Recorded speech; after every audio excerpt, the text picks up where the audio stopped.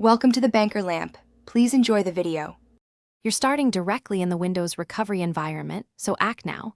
Boot WinRe via Shift plus Restart or 3 force shutdowns.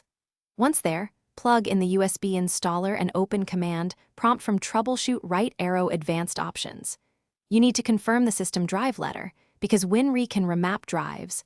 Once known, run chkdsk on that drive to repair file system errors. This fixes many automatic repair triggers, and it prepares the system for next steps like repairing boot configuration and running integrity checks.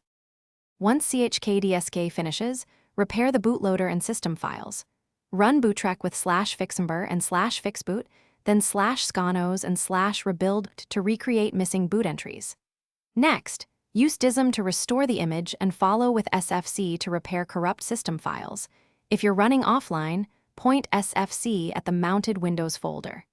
If bootrec fails due to BCD errors, rename the BCD and recreate it with BCD boot using the correct system and EFI partition letters. These steps resolve most boot loops caused by corrupted boot data.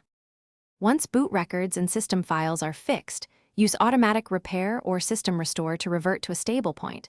You should try a restore point first because it's non-destructive.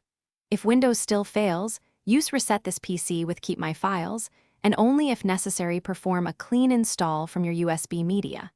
Make sure to test RAM and SSD health before reinstalling, because hardware faults often re-trigger the loop. If problems continue, note error codes and seek targeted support, but these final steps usually complete recovery. Thanks for watching. If this was helpful, leave a like and consider subscribing. See you next time.